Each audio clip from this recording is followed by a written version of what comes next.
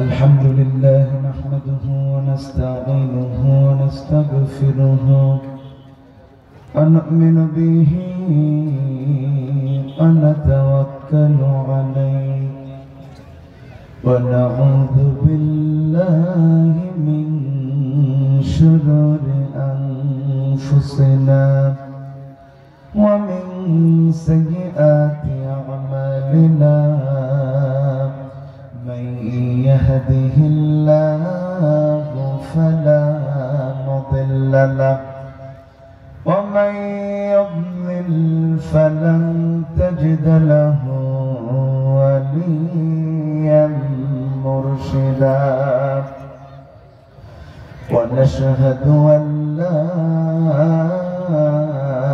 إله إلا الله وحده لا شريك له ونشهد أن سيدنا إمامنا قدوتنا حبيبنا طبيبنا وطبيب الراحلة محمد الذي أرسله بالحق بشيرا ونذيرا وداعيا إلى الله بإذنه وسراجا منيرا فقد قال الله تعالى في كلامه المجيد وفرقانه الحميد সবাই প্রাণ খুলে আওয়াজ উঁচু করে আমার সাথে পড়ুন আউযু বিল্লাহি মিনাশ শাইতানির রাজীম বিসমিল্লাহির রাহমানির রাহিম ইন্নাল্লাহা ওয়া মালাইকাতাহু ইউসাল্লুনা আলান নাবী ইয়া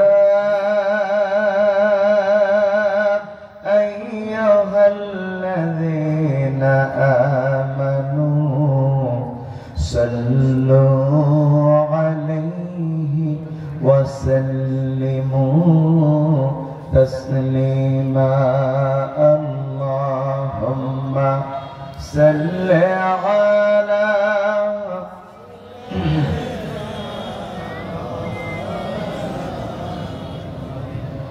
ওয়া আলা আলি সাইয়্যিদিনা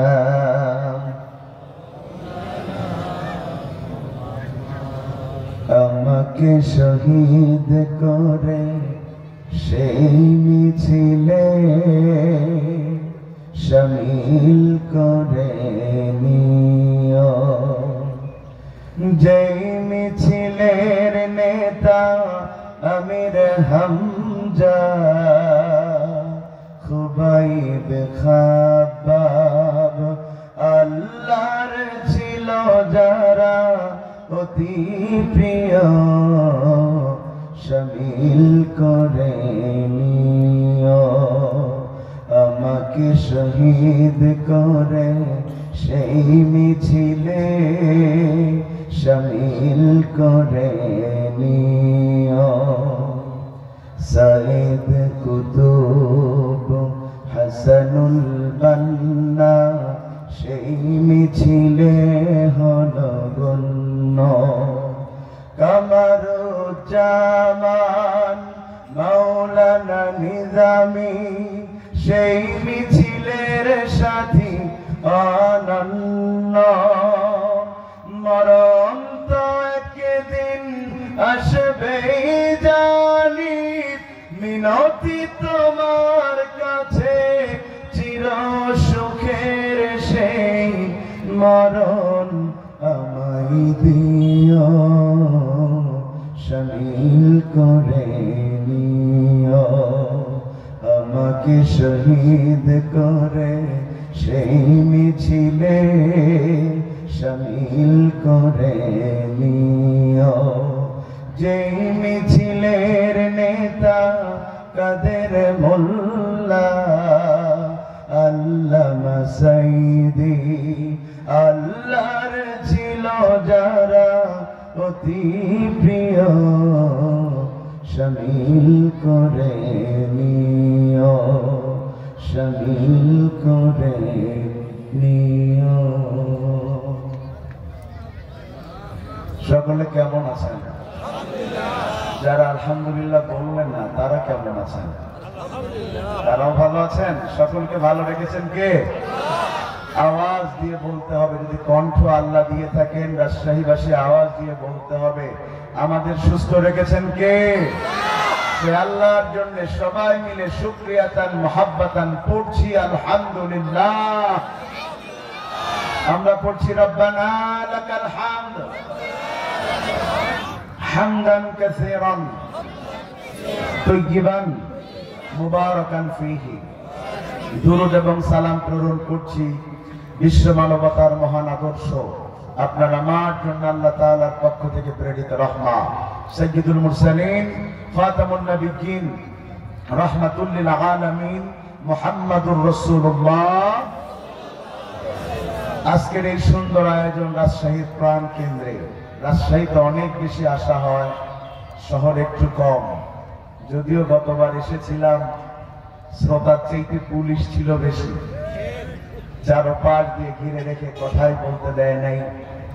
অনেকদিন পর আল্লাহ আবারও নিয়ে আসলেন আপনাদের অন্বেষা সমাজ কল্যাণ সংঘের উদ্যোগে 2 দিন ব্যাপী অনিন্দ সুন্দর আয়োজন তাফসীরুল কোরআন মাহফিলের আজকের এই 2য় দিন সভাপতিত্ব করছেন আপনাদের অত্যন্ত সম্মানের শ্রদ্ধার প্রিয় মানুষ, বাংলাদেশ জামাত ইসলামীর কাশিয়াডাঙ্গা থানার সম্মানিত আমির জনাব মাওলানা মোহাম্মদ ফরিদ উদ্দিন আত্তার।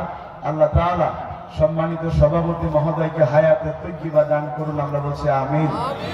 সভাপতি সাহেব বেশি দিন বাঁচলে কারো কোনো ক্ষতি আছে নাকি ভাই? একটু জোরে বলেন না আমিন। প্রধান অতিথির বক্তব্য রেখেছেন ডক্টর মাওলানা কেরামত আলী। তিনি যেই কথাগুলো বলেছেন আল্লাহ আমল করবার তৌফিক দান করুন। বিশেষ করে আমার আগে চমৎকার ছন্দে ছন্দে কোরআনের আয়াতের ব্যাখ্যা দিয়ে দিয়ে আপনাদের তাফসীর শুনিয়েছেন আমার অত্যন্ত প্রিয় মানুষ, কাছের মানুষ, তাফসীর জগতের এক উজ্জ্বল নক্ষত্র, প্রিয় ভাই হাফেজ মাওলানা মাসউদুর রহমান। আল্লাহ তার ইলমে আমলে কণ্ঠে বারাকা দান করুন। সকলকে সাথে নিয়ে কোরআনের মাহফিলে কথা শুরু করতে চাই। আলহামদুলিল্লাহ, এখন আমাদের আগের মতো আর চিন্তা করে কথা বলতে হয় না যে কে রাগ করবে, কে কি করবে। আগে একটা মাহফিল দেয়া কত কঠিন ছিল। এলাকার চোরা নেতা থেকে শুরু করে ডিসি পর্যন্ত যেতে যেতে জুতার তলা ক্ষয়া হয়ে যেত। তারপরেও জানতে চাইতো বক্তা কোন দলের। অনুমতি হতো মাহফিলে যখন আসতাম চারপাশে কিরামান কাতিবিনেরা বসে থাকতো, কোন কথা বলা যাবে কোন কথা বলা যাবে না সেগুলো শিখিয়ে দিত। তারপরেও বক্তা যদি ইমানের তাগিদে হক কথাগুলো বলতো, বক্তার মাইক কেড়ে নিত, বক্তার মা বাপ তুলে গালি দিত। যদি কোনোভাবে বক্তাকে নিয়ন্ত্রণে আনতে না পারত তখন মামলা দিয়ে জেলের মধ্যে ভরে দিত। স্পষ্ট করে বলতে চাই, যারা কোরআনের হক কথা বলতে বাধা দেয়, কোরআনের মঞ্চে উঠে বক্তার মাইক কেড়ে নেয়, বক্তার মা বাপ তুলে গালি দেয়, বক্তাকে মামলা দিয়ে জেলের মধ্যে ভরে দেয়, ওরা কখনো বৈধঘরের সন্তান হতে পারে না, বৈধঘরের সন্তান হতে পারে না। একমাত্র অবৈধরাই কোরআনের মাহফিল বন্ধ করতে পারে, আর যারা বৈধ তারা কোরআনের সাথে সম্পর্ক রাখে। আমরা কোরআনের সাথে আছি তো ইনশাআল্লাহ? কোরআনের সাথে সম্পর্ক আছে তো ইনশাআল্লাহ? আলোচনা শুরুর আগে ছোট্ট একটা অনুরোধ মেহমান হিসাবে যদি করি, রাখা যাবে? অনেক দূর থেকে এসেছি বেনাপোল, শুধু একটাই অনুরোধ করব, যারা আশেপাশে আর পিছনে বসে আছেন এই সামনের জায়গা পূরণ করতে হবে। একটাই অনুরোধ আজকে, বাজে আর কোনো অনুরোধ নাই। সবাই একটু সামনে এগিয়ে আসতে হবে, একদম সামনে করে। আর যারা মনে করছেন যে জায়গা গরম করে ফেলেছি ভাই, তাদের সুসংবাদ শোনাই, যদি 2 জায়গাতে বসেন কিয়ামতের দিন 2টা জায়গা সাক্ষ্য দিবে যে আল্লাহ কোরআনের মাহফিল শোনার জন্য এই জায়গাতে বসেছিল।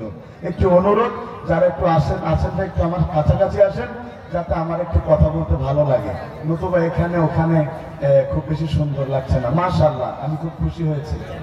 জি, যারা বাহিরে আছেন, এত দূর থেকে মেহমান এনে যদি আপনারাই কাছে না থাকেন, মেহমানদারি সুন্দর হয় না।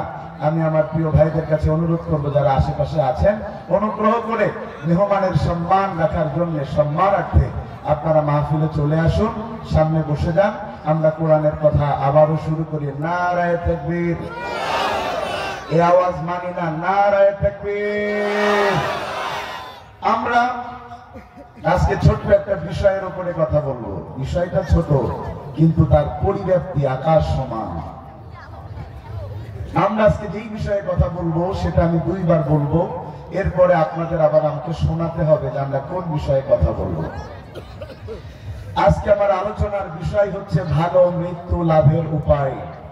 আমি আরো একবার রিপিট করছি, আমার আলোচনার বিষয় হচ্ছে ভালো মৃত্যু লাভের উপায়। রাজশাহীর কাশিয়াডাঙ্গাবাসী, যদি আপনারা আমার কথা বুঝে থাকেন, আওয়াজ দিয়ে বলা লাগবে যে আলোচনার বিষয় কি।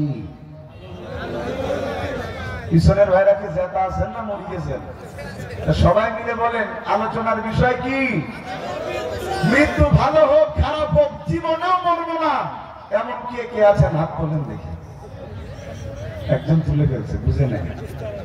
আমাদের তো মরা লাগবেই, কথা বলে না, মরা লাগবেই। তো মরা যেহেতু লাগবেই, সুতরাং ভালো মরণ চায় না খারাপ মরণ চায়?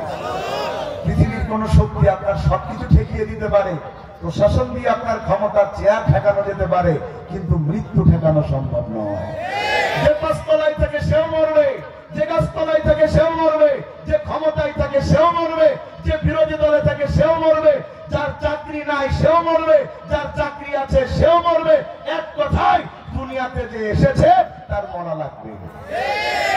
আমার আল্লাহ বলেন, ইযা জানুহুম লা ইস্তাখিরুনা সাআতান ওয়া লা ইস্তাকদিমুন। মৃত্যু যদি কারোর চলে আসে, 1 মিনিট এদিকেও যাবে না, 1 মিনিট ওদিকেও যাবে না। মৃত্যুর ফেরেশতা হাজির। পৃথিবীর কোন শক্তি কোন মানুষকে আর 1টা সেকেন্ডও বেশি বাঁচিয়ে রাখতে পারবে? বিশাল প্রভাবশালী মানুষ, তার সব সময় মৃত্যুর ভয়। দেখবেন গরিবের যত না মরার ভয়, বড় লোকের তার চাইতে বেশি মরার ভয়। কথা বলেন না কেন? একটা রিক্সাওয়ালা যে কোনো জায়গায় ঘুমিয়ে যেতে পারে, কিন্তু একটা বড় লোক যেখানে সেখানে ঘুমিয়ে যেতে, তাদের মৃত্যুর এত ভয়, তারা নিজেদের বাঁচার জন্য বডিগার্ড রাখে। মিস্টার বল্টু, কি রে, কে বল্টু, তার বডিগার্ড 40 জন। তারপরেও লোকটা মারা গিয়েছে। লোকেরা প্রশ্ন করলো, এই বডিগার্ডেরা তোমরা থাকতে বললো কেমনে? বলছে, আমরা বডির গার্ড ছিলাম, বডি তো ঠিকই আছে, একটা পশম পর্যন্ত করতে দেই নাই, কিন্তু মাঝখান দিয়ে রুহু যে কখন নিয়ে গিয়েছে আমরা টেরও পাই নাই। কথা বলেন না কেন? তার মানে বডির গার্ড হয়, রুহের কোনো গার্ড। কথা বলে না, রুহের কোনো গার্ড হয় না। আপনি যদি লোহার সিন্ধুকের মধ্যে লুকিয়ে যান, 7 তরফ জমিনের নিচেও লুকিয়ে যান, আল্লাহ কান সুম্মা ইলাইনা তুরজাউন, বান্দা তোমাকে আমার কাছে ফিরে আসতেই হবে। আপনাদের রাজশাহীতে এয়ারপোর্ট আছে, বিমান ছেড়ে যায়। ওই বিমানে উঠে যদি কেউ মনে করে একটু জানালা খুলে আকাশের ঠান্ডা বাতাস খাবো, তাকে কেউ কোনোদিন কি আকাশের ঠান্ডা বাতাস খাইতে দিবে? যদি ঠান্ডা বাতাস খাইতে দিতে যায়, তাইলে তাকে টুস করে ফেলে দেবে নিচের দিকে। ঠিক যেইভাবে সাবেক প্রধানমন্ত্রী ডক্টর ইউনূসকে টুস করে ফেলে দিতে চেয়েছিলেন। মনে নাই বোধহয় আপনাদের? পদ্মা সেতুর উদ্বোধনের দিন তিনি বলছেন, আমার মনে হচ্ছে এক এক করে আমাকে রেখে সবাই চলে যাচ্ছেন কোথায়? চলে আসেন। হ্যাঁ, আমার তো একা একা লাগছে।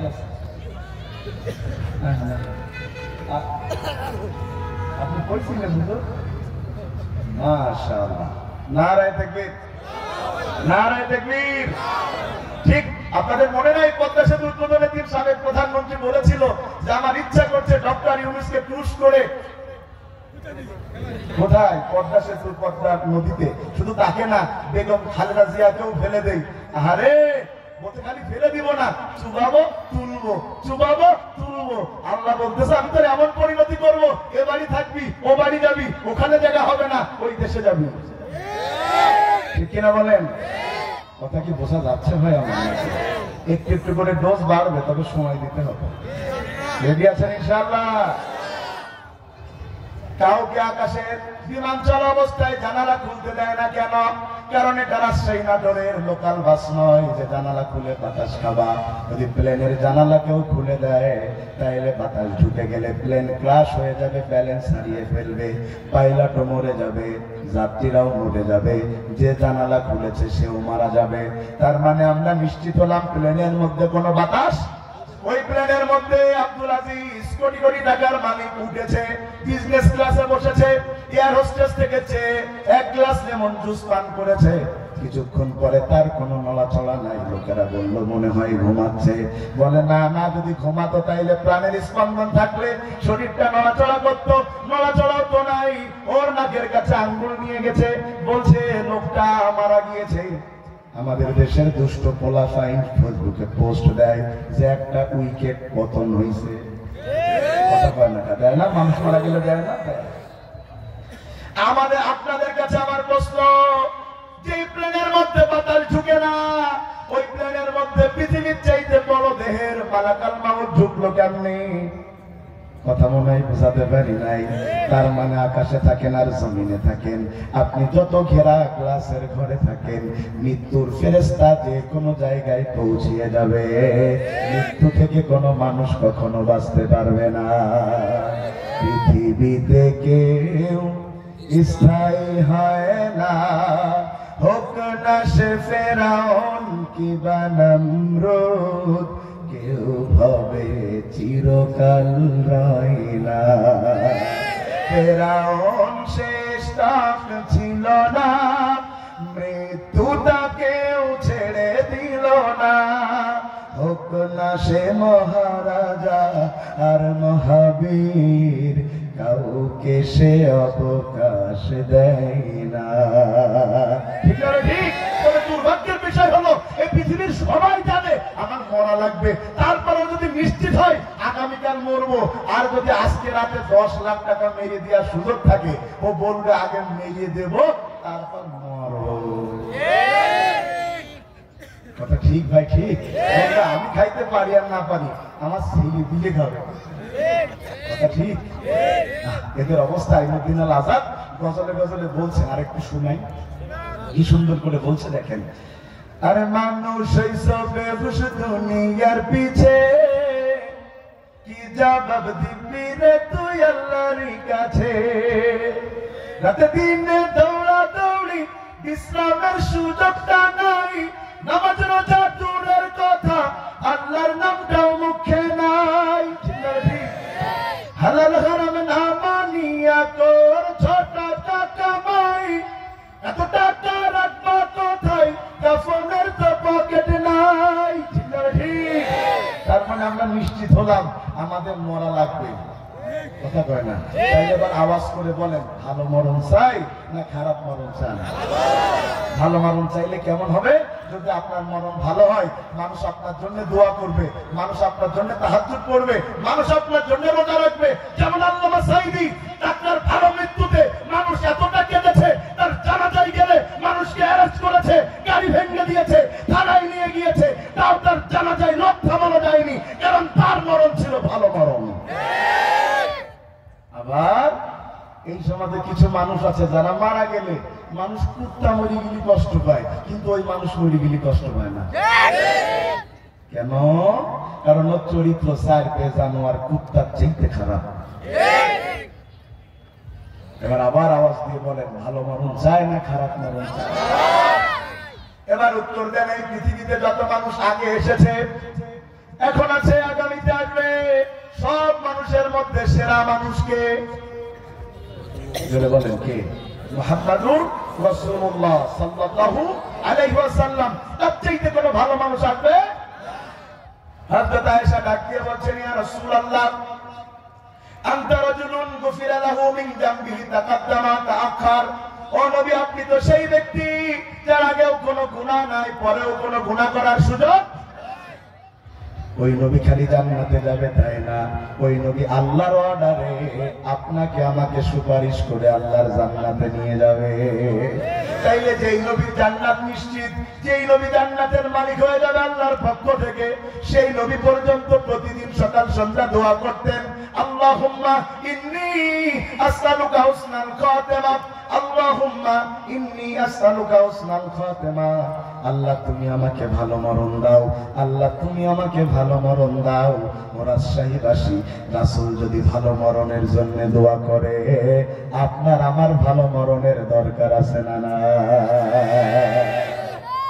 আমি কি ভূমিকার কথা আপনাদের বোঝাতে পারি? ভাই চলে আসছেন ভাই, চলে আসছেন ভাই, আসবেন তো মাশাআল্লাহ। ভাই আমি মোহাম্মদ মানুষ, আমার দেখে যাওয়া তো ভদ্রতা হবে না।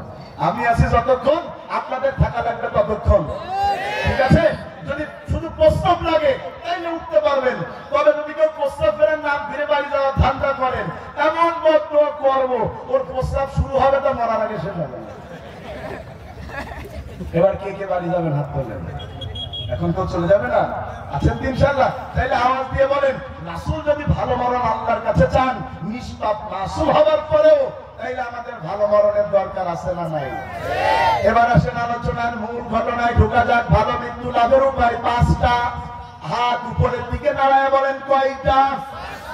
আরো জোরে, জোর হলো না, জোরসে বলেন। মাশাআল্লাহ, 5টা মার্কায় কেউ ভোটে দাঁড়ালে তো খুশি হইতো।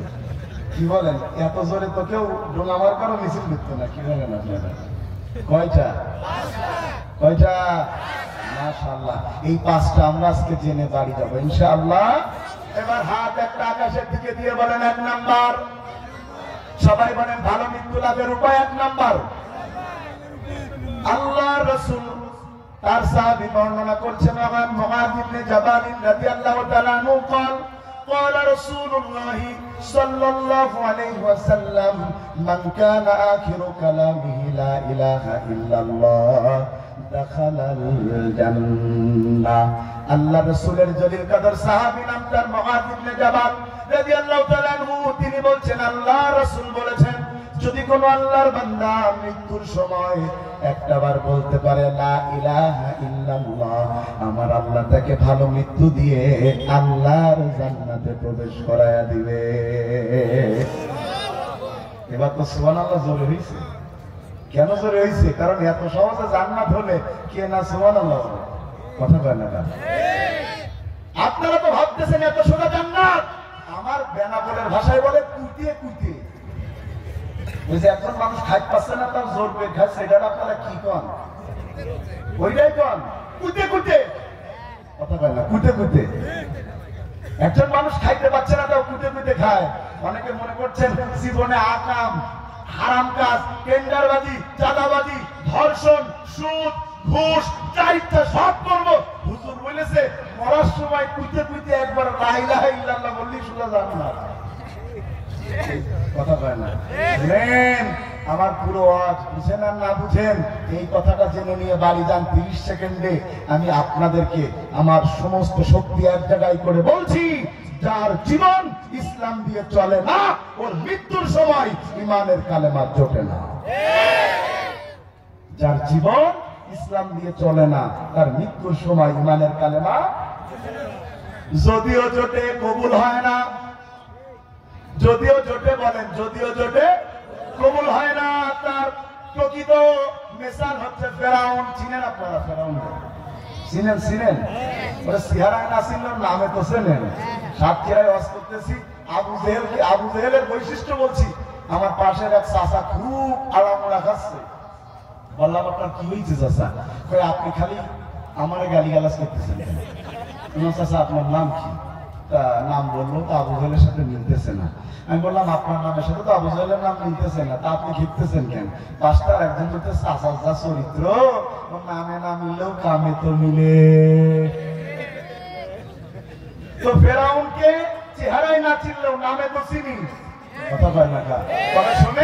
তবে শোনেন, আজ থেকে হাজার হাজার বছরের আগের পুরুষ ফেরাউন যত না খারাপ, গত বাংলাদেশে 16 বছরের মহিলা ফেরাউন ছিল তার চাইতে খারাপ, তার চাইতে খারাপ, তার চাইতে খারাপ।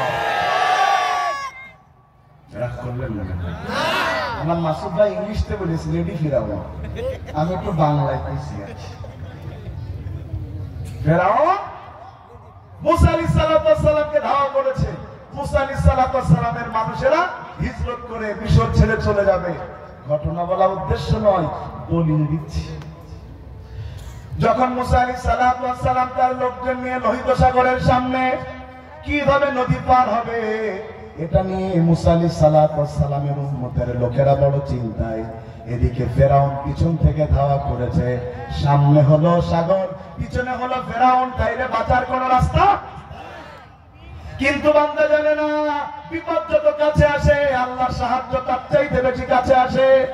বনি ইসরাইলের লোকেরা মুসা আলাইহিস সালামের দিকে তাকিয়ে বলছে, মুসা আগেই তো ভালো ছিলাম, ওই যে ফেরাউনের গোলামি করতাম তাও তো আমাদের মেরে ফেলতো না, এখন তো আমাদের ধরলেই মেরে ফেলবে। কিন্তু বনি ইসরাইলের লোকেরা জানতো না গোলামি করার চাইতে শহীদি মৃত্যু 1000 গুণ উত্তম। গোলামি করার চাইতে শহীদি মৃত্যু 1000 গুণ উত্তম। আমাদের কাছকে ভারত ভয় দেখাচ্ছে তারা বাংলাদেশ দখল করবে, চিটাগাংকে আলাদা করে দেবে। কাদেরকে ভয় দেখাচ্ছ? যারা স্বৈরাচার মুক্ত হওয়ার জন্য একটাকে গুলি করেছে 10 জন দাঁড়িয়ে গিয়েছে, আর বাংলাদেশকে মুক্ত করার জন্য 18 কোটি মানুষ জীবন দেওয়ার জন্য প্রস্তুত। কিন্তু ভারতের কাছে মাথা নত করতে প্রস্তুত নয়, মাথা নত করতে প্রস্তুত নয়। আমাদেরকে গোলামির ভয় দেখাচ্ছ? আমাদের রাহবার আল্লামা সাঈদী বলে গিয়েছে, আমরা বিড়ালের মতো 100 বছর বাঁচতে চাই না, সিংহের মতো 1 ঘন্টা বাঁচতে চাই। এইভাবে অস্থির থাকা যাবে তো কিছুক্ষণ না। চা দিয়ে আমি চাটা অজে খাইনি, কিন্তু একদিন গলার অবস্থা হয়, মানুষ তো। আল্লাহু আকবার, জোরে করেন আল্লাহু আকবার। মুসা আলাইহিস সালামের লোকেরা বলছে তাদের সাথে আমাদের বড় মিল। মুসা আলাইহিস সালামের লোকেরা বলতেছে বড় অধৈর্য ছিল মুসা আলাইহিস সালামের গোষ্ঠীর লোকেরা, আমরাও কিন্তু ভাই বড় অধৈর্য। 16-17 বছর ধরে মাছ ধরছি, 3 মাস না জাতি বলতে আগেই ভালো ছিলাম। কথা বল না, যে কথা বলবে আগেই ভালো ছিলাম ধরবেন, ধরে ওই আয়না ঘরের মধ্যে রেখে 10 বছর পরে বের করে বলবেন, চাচা কেমন ছিলা? কথা বল না, এত বড় চা খাওয়া যায় বাজার মধ্যে?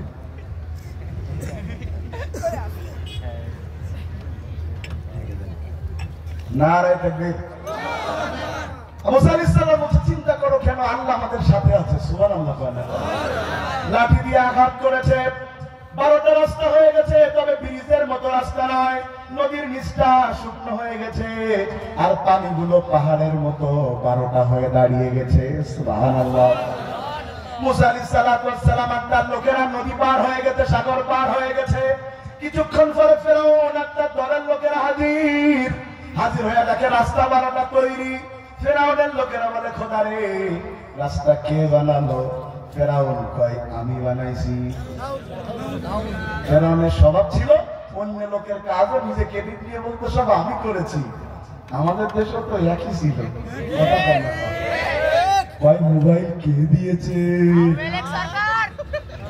মনে নাই আপনাদের? মনে নাই? যা কিছু হয় সব আমি করেছি। আমার বোন বলেছে 18 কোটি মানুষকে তুমি খাও, হ্যাঁ ওর বাপের গোডাউন থেকে খাও। অন্যের তৈরি করা কাজে ক্রেডিট নেই যারা, যুগের ফেরাউন তারা। সৌদি আরবের টাকায় 560টা মসজিদ করেছে, মনে মনে মসজিদ করেছে, 1 টাকাও সরকার দেয়নি, 1 টাকাও তৎকালীন প্রধানমন্ত্রী দেয়নি। জনসভায় যে বলে আমাদের নেত্রী মসজিদ করে দিয়েছে, আর তোর নেত্রী তো পুরুষ ফেরাউনের চাইতে বড় খারাপ। অন্যের টাকায় মসজিদ করে কষ্ট আমি করেছি। ভাই রাগ করতেছে মনে হয়। আজকে তো কেউ বাধা দিতে আসবে নাকি? আরে ঠিক আছে, সরার কই চলি গেল না, আপনি না বললেও চলো। নারায়ে তাকবীর। ঢুকে গেছে, চলো যাই তাহলে। মুসার লোকজন ধরি নেমে গিয়েছে সাগরের মধ্যে। কিছুক্ষণ পরে পানি নড়তে আছে। ফেরাউন কয়, অবস্থা তো ভালো না। পানি যখন পুরো সাগর আবার একাকার হয়ে গেছে, ফেরাউনের অবস্থা খারাপ। ফেরাউন বুঝতে পেরেছেন নিশ্চিত আমার মরা লাগবে। ও তখন মরার আগেও রাজনীতি করলো। মরার আগে সে এবার বলছে حتى إذا أدركه الغرق قال آمنت أنه لا إله إلا الذي آمنت به بنو إسرائيل وأنا من المسلمين ফেরাউনের যখন মৃত্যু নিশ্চিত, তখন ফেরাউন বলতেছে আমি ঈমান আনলাম সে আল্লাহর উপরে, যে আল্লাহর উপরে ঈমান এনেছে বনি ইসরাইলের লোকেরা, আর আমি একটা সাচ্চা মুসলমান। 1600 বছর ধরে হুজুর পিটিয়ে যদি ফেরাউন মুসলমান হয়, কত বছর হুজুর পিটাইছে? 1600 বছর। এক মুসা আলাইহিস সালামের আগমন বন্ধ করার জন্য 25,000 পুত্র শিশুকে হত্যা করে সেও নাকি মুসলমান। কথা শুনতেছেন আপনারা? এই বক্তব্য শোনার পরে আল্লাহ বলছেন আল্লাহ এখন জ্ঞান, যখন শক্তি ছিল সামর্থ্য ছিল তখন তো আমি আল্লাহরে মানো নাই। মুসা আলাইহিস সালামের বিরুদ্ধে আন্দোলন চালিয়েছো, কোরআনের আন্দোলন বন্ধ করার জন্য মুসার মতো নবীকে ধর্ষণের মামলা দিয়ে অপমানিত করেছো, সব করেছো। সেই দিন আজকে যখন তুমি জেনেছো তোমার মৃত্যু নিশ্চিত, তখন তুমি বলছো আমি ঈমান আনলাম। ওয়াকাদ আসাইতা ক্বাবলু ওয়া কুনতা মিনাল মুফসিদিন, তুমি বললে তুমি মুসলমান, আর আমি আল্লাহ বলে দিলাম তুমি হলে ওই জামানার জমিনের মধ্যে সবচাইতে বেশি সন্ত্রাস সৃষ্টিকারী নেতা। বলেন না কেন? এই জন্য মুখে বললেই হয় না শান্তির বাহিনী হাজারো মানুষকে ঘুমাতে দেয় নাই শুধুমাত্র চেয়ারকে ঠিক রাখার জন্য। ও ভাই আমার, তাইলে আমরা যে কথা বললাম, যদি কেউ মৃত্যুর সময় লা ইলাহা ইল্লাল্লাহ বলতে চায়, তাইলে তার জীবন চালাতে হবে কি দিয়ে? জোরে বলেন কি দিয়ে? বলেন ইসলাম দিয়ে। কি দিয়ে? আপনাদের অঞ্চলে জানাজার সালাত হয়, মুসলমান আছে না, হয় তো লাগবে। কয় তাকবীরে হয়? কয় তাকবীরে? 4 তাকবীরে হয়। দোয়া দরুদ পারেন না, মুখ বন্ধ করে রেখে দেয় তো ভেজালি মা বলে বসে থাকেন না, কি করে? অধিকাংশ লোক তো পড়তে পারে না।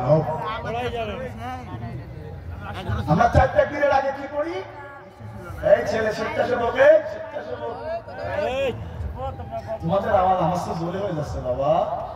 নারায়ে তাকবীর, নারায়ে তাকবীর।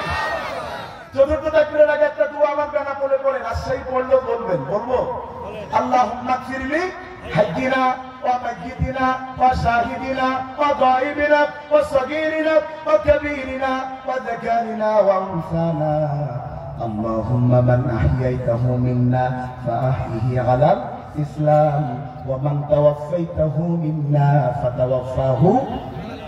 অর্থ জানেন? অর্থ তো অধিকাংশ লোক হুজুরটাই জানে না, মুসল্লি জানে না। হুজুর 24 বছর ধরে দোয়া করে রব্বি হাবলি মিনাস সালিহিন।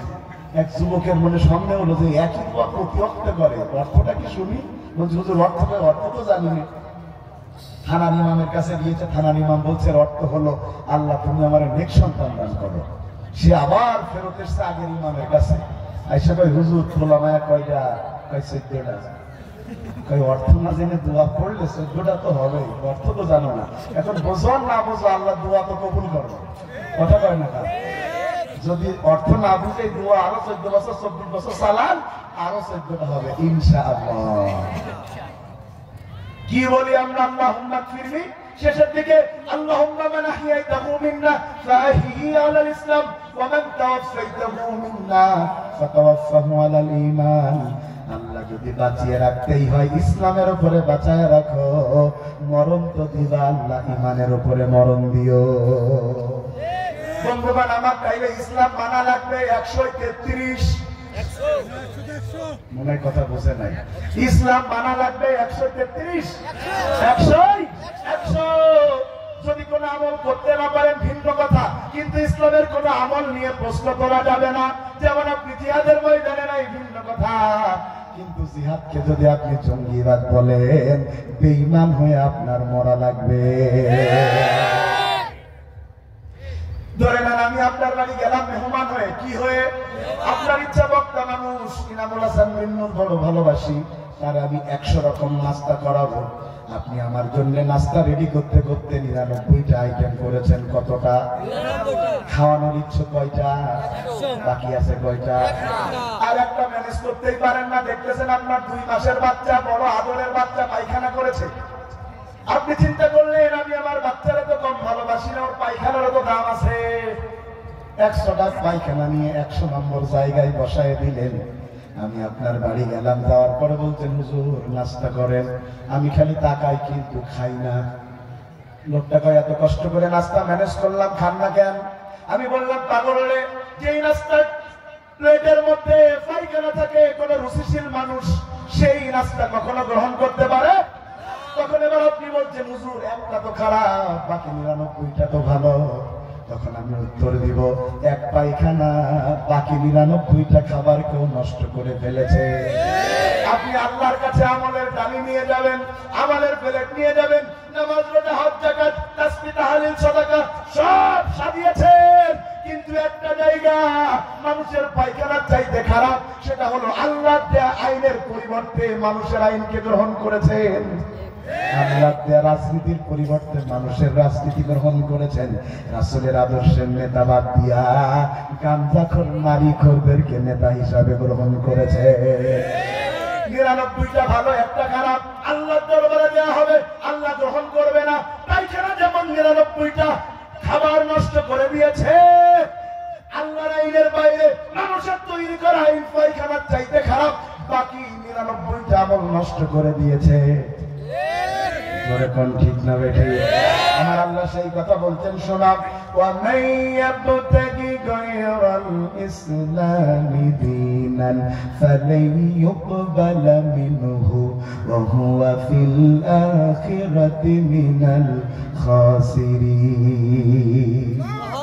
ইসলাম বাদ দিয়া মানুষের তৈরি করা, হুজুরের তৈরি করা, পীরের তৈরি করা, দলের তৈরি করা, নেতার তৈরি করা কোন আইন বিধান মতবাদ যদি কেউ মানে, তার কোন আমল আল্লাহর দরবারে কবুল হয় না। ভাই রাগ করতেছেন মনে? তাই ইসলাম মানা লাগবে 100। কেননা আল্লাহ বলেছেন উদখুলু ফিস সিলমি কাফা, ইসলাম মানো পরিপূর্ণ। তাইলে আবার সবাই আওয়াজ দিয়ে বলেন ভালো মরণ চাই, ভালো মরণ চাই। কয় উপায়? কয় উপায়? 1 নাম্বার মৃত্যুর সময় লা ইলাহা ইল্লাল্লাহ জীবন চালাতে হবে ইসলাম দিয়া। 2 নাম্বার যদি কেউ ভালো মৃত্যু চায়, আল্লাহর হাবিব বলছেন সে ভালো মৃত্যু পেয়ে আল্লাহর জান্নাতে চলে যাবে। যে দিন কায়েমের আন্দোলনে শহীদ হয়ে কবরে যাবে। বলেন 2 নাম্বারে কিসের মৃত্যু? জোরে বলেন কিসের মৃত্যু? শহীদের মৃত্যু। এত এত এত মর্যাদার মৃত্যু। যদি কেউ মারা যায় বিনা হিসাবে আল্লাহ তাকে জান্নাত দান করে দেয়। সুবহানাল্লাহ। শহীদের মৃত্যু এত ভালো মৃত্যু, তবে আল্লাহ যাকে তাকে শাহাদাতের মর্যাদা দেয় না। অনেকে মনে করে মিছিলের সামনে থাকলেই বোধহয় গুলিটা আমার লাগবে, কতটা সোজা না। মিছিলের সামনে থাকলেই গুলি লাগে না, শহীদ হওয়া যায় না। শহীদ হতে গেলে আল্লাহ তাআলার পক্ষ থেকে কবুলিয়ত লাগে।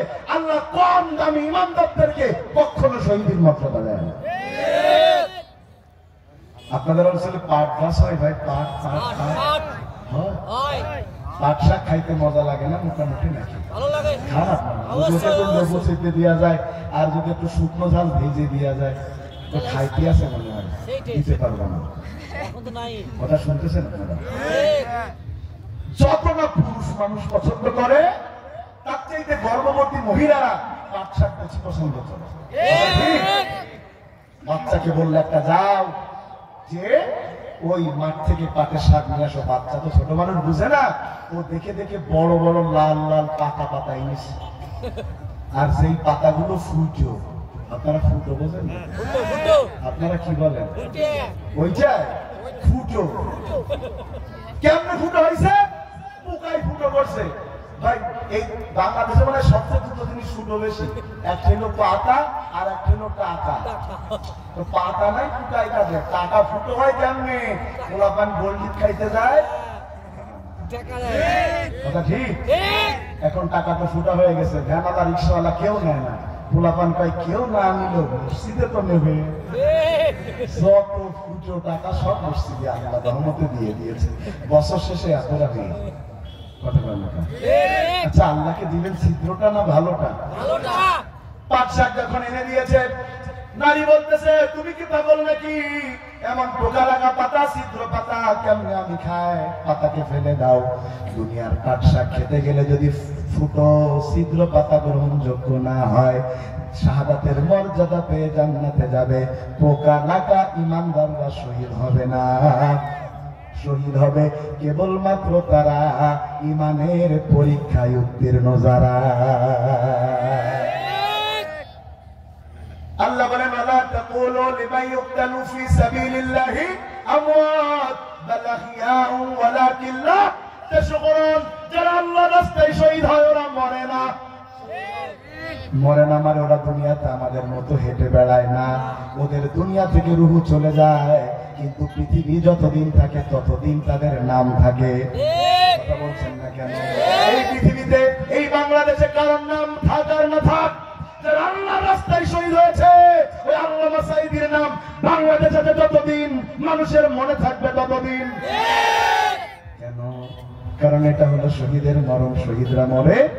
এই পয়েন্টের 2 নাম্বার স্টার চিহ্ন হচ্ছে যারা শহীদ হয় তাদেরকে আল্লাহ পিঁপড়া কাটার কষ্ট দেয় না। সুবহানাল্লাহ বলবেন না? শহীদ আব্দুল কাদের মোল্লা নাম শুনেছেন আপনারা? কথা বলেন না।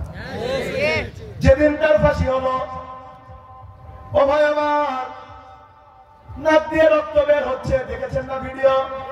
পায়ের রক কেটে দিয়েছে। এরপরে ফাঁসি রশিটা এত কঠিন হয়েছে, এখান থেকে সেলাই দেয়া লেগেছে। যিনি ভিডিও করে ছেড়েছেন তিনিও কাঁদতেছেন, যারা ভিডিও দেখতেছে তিনিও কাঁদতেছেন। আমি আর আমার মা একসাথে দেখতেছি, আমার মাও কাঁদে। কিছুক্ষণ পরে আমার কান্না বন্ধ। আমার মা বলে তোমার কি হয়েছে, চুপ মেরে গেলে কেন? আমি বলি মা আমার রাসূলের হাদিস মনে পড়ে গিয়েছে, আমি কেন কাঁদবো? তোমরা বলছো এত কষ্ট দিয়ে মারা হয়েছে, কত কষ্ট দিয়েছে, কিন্তু মা তুমি জানো না, যখন কোন শহীদকে দুনিয়ার যত পৈশাচিক আর বর্বর সিস্টেমে হত্যা করা হোক না কেন, রাসূল বলছেন পিঁপড়া কাটলে তাও যন্ত্রণা আছে, শহীদ হবার সময় কোনো যন্ত্রণা আল্লাহ দেয় না। হযরত ওমরের আমলে রোম সম্রাটের সাথে মুসলমানদের একটা অসম যুদ্ধ হয়েছিল। ওই যুদ্ধে মুসলমান 3000, কাফের 1 লক্ষ। 2 সপ্তাহ ধরে যুদ্ধ করে কিন্তু মুসলমানদের হারাতে পারে না। সুবহানাল্লাহ কইলেন না? বাদশা বলল কেন হারানো যায় না? গোয়েন্দা পাঠিয়েছে, গোয়েন্দারা রিপোর্ট দিয়েছে ওদের মরার আগে হারাতে পারবে না। কয় কেন? কয় ওরা সারাদিন জিহাদের ময়দানে তরবারি চালায়, সারা রাত সেজদায় পড়ে আল্লাহর উদ্দেশ্যে চোখের পানি ফেলায়। আল্লাহ ওদের এত শক্তি এত ক্ষমতা দিয়ে দেয়, পরের দিন না খাওয়া দেহ আবার সবার হয়ে আমাদের বিরুদ্ধে তরবারি চালাতে থাকে। সুবহানাল্লাহ। সংখ্যা দিয়ে ইসলামের বিজয় আসে না, ইসলামের বিজয় আসে ঈমান দিয়ে। আপনার চাওয়া ছোট, আল্লাহর দেয়াটা তো ছোট না। আপনার চাওয়া ছোট, আল্লাহর দেয়াটা তো ছোট না। গোটা দেশ আন্দোলন করলো, কোটার আন্দোলন 9 দফা, সেখান থেকে চলে আসলো 1 দফা। দফা 1, দাবি 1, স্বৈরাচারের, বলেন স্বৈরাচারের গোটা দেশ উত্তর হয়ে গেল পদত্যাগ। পদত্যাগের বাইরে কেউ চিন্তাও করতে পারেনি। আর আমার আল্লাহ কত বাড়তি চিন্তা করেছে, খালি পদত্যাগ করাই নাই, দেশ ত্যাগ করতে বাধ্য করে দিয়েছে।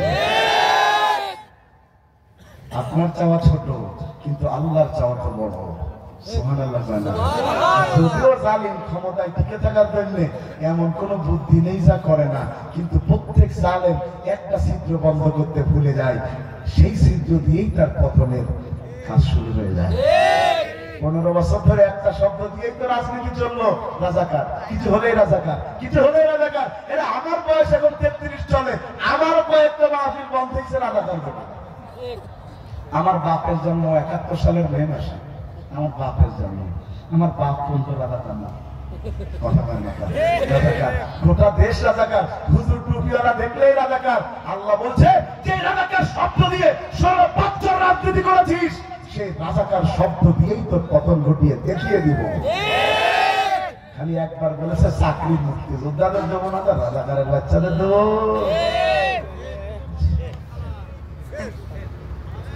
ঠিক হয়েছেন কাহা। নারায়ে তাকবীর। বন্ধুগণ, আমার বাদশা বলল যে ইমান এত বেশি তাইলে ধরে আনো। আমি খালি যে মৃত্যুতে কষ্ট হয় না এটা বোঝানোর জন্য এটা বলছি, কোনো কিচ্ছা বলা আমার উদ্দেশ্য নয়। বাদশা বললো একজনকে ধরে আনো। সৈনিকরা বলছে একজনকে ধরে আনবো, বললি হয়ে গেল না। কয়জন যাবো বলেন? কয় 15-20 জন যাও। তাহলে বাদশা তুমি যাও। বলছে মানে কি? বলছে 15-16 জন যদি ধরতে যায় আর ওরা কেউ দেখে একবার নারায়ে তাকবীর বলে, একটাও বাড়ি দিতে পারবে না। বলছে তাইলে কতজন গেলে হয়? কয় 10,000 জন গেলে একটা ধরা যায়। বাদশা বলছে তাইলে জিহাদ করে লাভ কি? তারপরেও যাও, আমি তাদের ইমান পরীক্ষা করে দেখতে চাই। 10,000 সৈন্য মিলে চলে গিয়েছে ধরার জন্য, কিন্তু সামনের রাস্তা দিয়ে যায় নাই, জঙ্গলের পিছন দিয়ে গিয়েছে। সুবহানাল্লাহ। কয় না? যুগে যুগে জালিমরা যখন আমাদের সাথে না পারে সরাসরি যুদ্ধ করতে, তখন তারা পিছনের রাস্তা দিয়ে ষড়যন্ত্র করে। তখন তারা দিনের কাজ রাতে করে ফেলায়। ভোটের মাঠে মানুষ না পালি কুত্তা দাঁড় করায় দেয়। কথা বলে না? ভোটের মাঠে মানুষ না পালে কি দাঁড় করায় দেয়? কাঁচা গিয়েছে ভোট দিতে, প্রেসাইডিং অফিসার বলতেছে তোমার তো ভোট হয়ে গেছে। দাদা বলছে কই? কালার তো নেই। বলছে হয়ে গেছে, করছি হয়ে গেছে। চাচা চলে যাচ্ছে, দেখে বলছে চাচা চাষির কইয়ে দিও, চাষির ভোট হয়ে গেল। চাচা বলতে কি কইলে? বলছে হ্যাঁ সকালে এসে ভোট দিয়ে গেছে। চাচা বলতেছে আমার সাথে 58 বছর সংসার করে মূল্য, ওর আমার পরে দরদ নেই, ওর ভোটের পরে দরদ। কথা বলে না? আমার সাথে দেখা করলো না, ভোট দিয়ে চলে গেল। এরকম ভোটও তো হয়েছে। এখন আবার এই ভারতে ঘুরতেছে আর বলতেছে আমি পদত্যাগ পত্রে সই করিনি। আমি বলছি ঠিকই আছে, খালি সই করতে একটু বাংলাদেশ এসে সইটা পেয়ে দাও। কথা বলছেন না কেন? শুনুন, যত ষড়যন্ত্র ভারত দিয়ে হোক আর আমেরিকা দিয়ে হোক, আপনার যদি কখনো এই দেশে ঢুকতে হয়, হয় মরা ঢুকা রাখবে, নাই ঢুকার পরে ফাঁসিতে ঝোলা রাখবে। জীবন্ত হাসিনা ঢুকতে পারবে না, ঢুকতে পারবে না।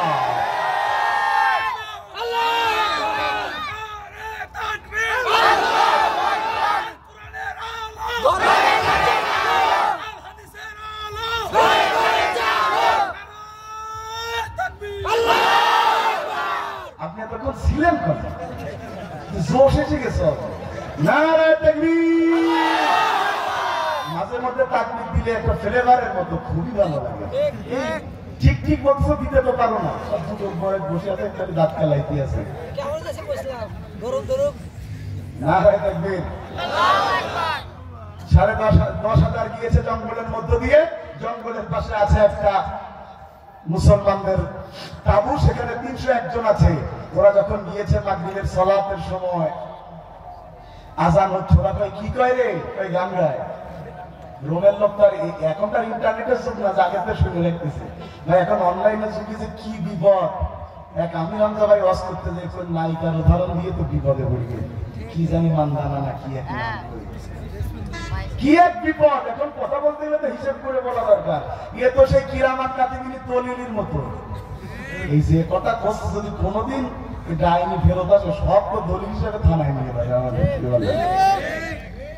ভয় করি না, কারণ এই জীবন এসেছে আল্লাহর জন্য, আল্লাহর রাস্তায় দিয়ে দেওয়ার জন্যই বসে।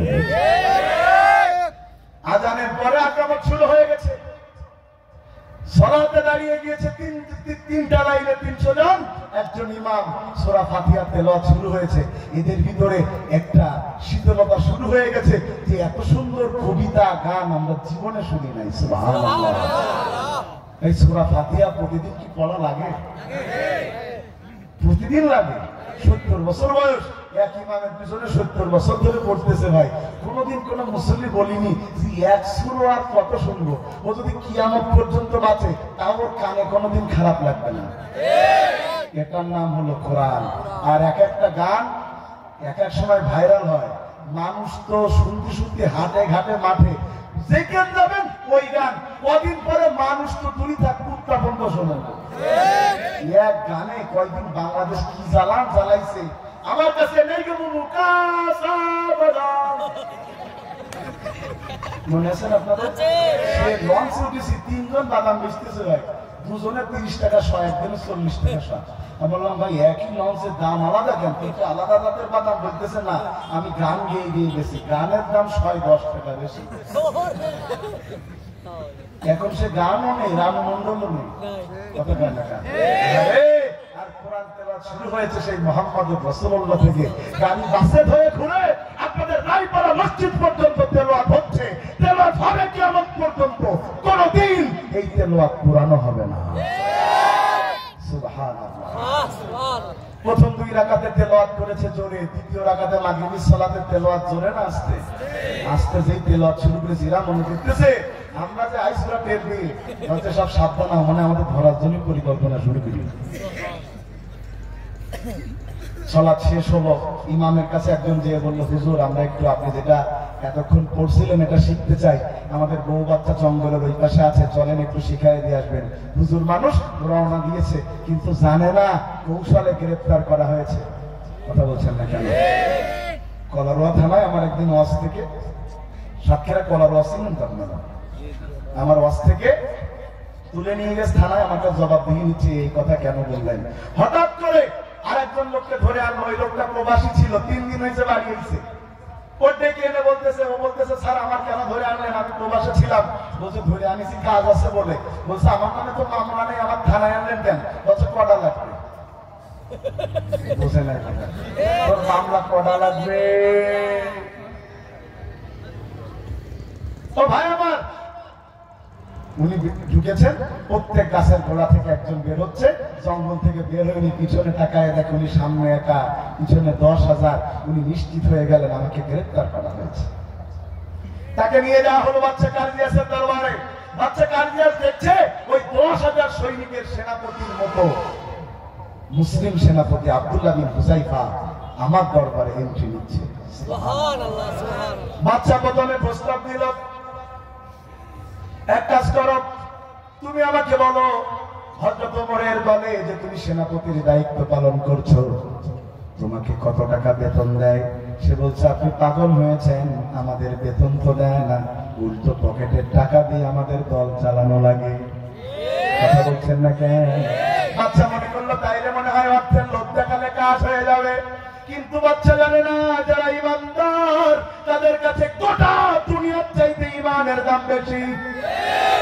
ফিরোজপুর করতে গিয়েছি, মাসুদ সাইদ ভাই তিনি বলতেছেন আপনারা যে বারবার কোরআনের পাখি পাখি বলেন, আমার বাবার কুরবানি সম্পর্কে কি জানেন? আমি বললাম একটু শোনান তো ভাই।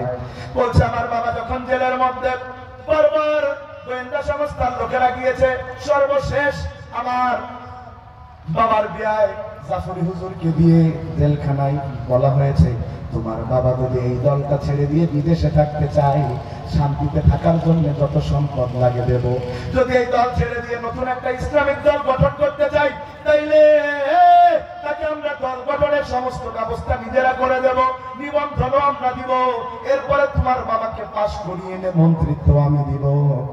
আল্লামা সাঈদী শুধু একটাই উত্তর দিয়েছে, আমি গোটা দুনিয়ার সব সম্পদকে দুয়ে পাই ফেলতে পারি, কিন্তু ইসলামী আন্দোলনের সাথে বেঈমানি করতে পারি না। এটার নাম ঈমান, এটার নাম কি? আর আমরা 500 টাকা নোট পেলেই তো পরের দিন ভুলে যাই। কথা বলছেন বন্ধুগণ আমার। বাচ্চা বলল তুমি যদি আমার দরবারে নাম লেখাও তাইলে মাসে 10,000 স্বর্ণ মুদ্রা বেতন, আমার নিজের মেয়েকে তোমার সাথে বিয়ে দেব, সেনাপতির দায়িত্ব দিব। তিনি রাজি হন না। তখন বাদশা বলতেছে দাঁড়াও, তোমার ঈমান কত বড় আমি একটু পরীক্ষা করব। ঘরের মধ্যে ঢুকায় দেয়া হলো। আমি যেই কিচ্ছা আপনাদের এখন বলছি এটা এএনএম সিরাজুল ইসলাম সাহেবের বইয়ের মধ্যে দলিল সহ উল্লেখ করা রয়েছে। বন্ধুগণ আমার, ঘরের মধ্যে ঢুকিয়ে দেওয়া হয়েছে আব্দুল্লাহ বিন হুযাইফাকে, আর ওই অঞ্চলের সবচেয়ে সুন্দরী নারীটাকে ঢুকিয়ে দেওয়া হয়েছে। নারীটাকে দায়িত্ব দেওয়া হয়েছে যেভাবে হোক রাতের বেলা আব্দুল্লাহর সাথে শারীরিক মিলন করবা, যাতে তার ঈমান নষ্ট হয়ে যায়। সারা রাত ধরে মেয়েটা একই ঘরে অবস্থান করেছে। সকালবেলা দরজা খুলে বের হয়েছে। বাচ্চা ডাক দিয়ে বলছে তুমি তার ঈমান নষ্ট করতে বেরোছো নাকি? নারী ডাক দিয়ে বলে ও বাচ্চা কার্জিয়াস, কার কাছে তুমি আমাকে পাঠিয়েছো সে মানুষ নাকি পাথর আমি তা তো বুঝতে পারি নাই। সে যখনই ঘরের মধ্যে আমাকে ঢুকতে দেখেছে, ওই যে সেজদায় গিয়েছে, সারা রাত তার মাথা আমি আর উপরে তুলতে পারি নাই। এত চেষ্টা করেছি তার ঈমান নষ্ট করব, এত চেষ্টা করেছি তার ঈমান নষ্ট করব, সর্বশেষ নিজের শরীরের সমস্ত কাপড় খুলে উলঙ্গ হয়েছি, ওই অবস্থায় তাকে জড়িয়ে ধরেছি। তারপরে আল্লাহর বান্দা, যার যৌবন ভরপুর, যুবক মানুষ, যার বীরত্ব গাথা গল্প কাহিনী আরবের মানুষেরা জানে, সেই মানুষটা একটা বারও আমার দিকে নজর করে নাই। এটাই হচ্ছে মুসলমানদের ইতিহাস। আর আজকে আমাদের যুবকদের আমরা এত ওয়াজ করি, আজ হাসতে হয়। রাস্তা দিয়ে একটা নারী গেলে পোলাপানের কথা কি বলবো, 60 বছরের বুড়ো বলতে এরকম তাকায় যাবে, ও ভাই দেখো কেন, কয় হুজুর একবার তো দেখা যায়, এটা কমিউনিট দেখবা, কয় চোখের পলক পড়বে না যতক্ষণ তাকাবো ততক্ষণ। কথা বলে না কা? ইমানের গল্প কার শোনাচ্ছি? এই যুবক, এই যুবক, কার শোনাচ্ছি তোমাদের ইমানের গল্প? রাতে তো একটা মেয়ের সাথে যদি তুমি ফ্রেন্ড রিকোয়েস্ট পাও, তোমার মাথায় কাজ করে না, সারা রাত চ্যাটিং করেছো, পরে মেয়ে বলতেছে আমার এমবি নাই। কথা কয় না? 999 টাকার এমবি মিলিয়ে দিয়েছে। এইভাবে 7 মাস ধরে দেওয়ার পরে তার সাথে দেখা করবে, জোরাজোরি করতেছে, তখন সে বলতে আমার সাথে দেখা করে লাভ নেই, কারণ তুমি এতদিন যার মেয়ে মনে করে সেটিং করতে চাও, সে আসলে সেই নেই। কথা ঠিক? কথা ঠিক? মুসলিম যুবক, ফেসবুকে একটা ফেক আইডি মেয়ের চেহারা দিয়ে তোমার রিকোয়েস্ট আসলে তোমার মাথায় কাজ করে না, সারা রাত জেগে জেগে তার সাথে কথা বলো, কিন্তু যে আল্লাহ তোমার জীবন দিল, সে আল্লাহর জন্য ফজরের সালাতে তুমি উঠতে পারো না, তুমি রাসূলের উম্মত পরিচয় দেবার যোগ্যতা রাখো না। ঠিক যে বলতেছেন, নামাজ পড়লাম তো না? মুসলমানদের ইতিহাস যদি মানুষ জানতো, একটা নারী, বিধর্মী একটা নারীর ইজ্জত রক্ষার জন্য ভারতবর্ষ মুসলমান স্বাধীন করেছে, একটা নারীর ইজ্জত রক্ষার জন্য। আর মুসলমান আরেকটা নারীর ইজ্জত নষ্ট করে, এতটা খারাপ, 100টা ধর্ষণের সেঞ্চুরি করে তারা আবার পার্টি দেয়। কথা ঠিক? বললে তো বেশি হয়ে যায়। ধর্ষণের মামলায় সব ফাইনাল। বসুন্ধরার এক নেতা, আল্লাহ, তাকে তো জেলে নেয়াই হলো না, বরং বাইতুল মুকাররমের মুসল্লি কমিটির সভাপতি করে দেওয়া হলো। ধর্ষকেরা মসজিদ চালিয়েছে, কথা বলছেন না কেন? জেলাখোরেরা মসজিদ চালিয়েছে, আর কথায় কথায় হুজুরদের পরামর্শ দিয়েছে। বন্ধুগণ আমার, বাচ্চা বলছে তাইলে তুমি কিছুই করতে পারলা না, কয় কিছু করতে পারি না, কিন্তু একটা জিনিস করার সিদ্ধান্ত নিয়েছি। বাচ্চা বলে কি সেটা? ওই নারী বলছে, যেই ধর্ম রাতের আধারে একজন নারীকে কাছে পাওয়ার পরেও শুধু আল্লাহর ভয়ে ছুঁয়ে দেখে না, ওই ধর্মের চাইতে সেরা ধর্ম আর হতে পারে না। আমি নিজেই সেই ধর্মের কালিমা পড়ে ঈমান আনার সিদ্ধান্ত নিয়েছি। বাচ্চা ডাকিয়ে বলে, অবাক করা ব্যাপার, কি চাইলাম কি হলো? একটা ইমানদার নষ্ট করতে চাইলাম, আর একটা ইমানদার বেড়ে গেল। এটার নাম হলো ইসলাম। যত মারে তত মারে, যত রক্ত ঝরে তত বেশি জনগণ বেড়ে যায়। বন্ধুগণ আমার, অবস্থা কি হয়েছে?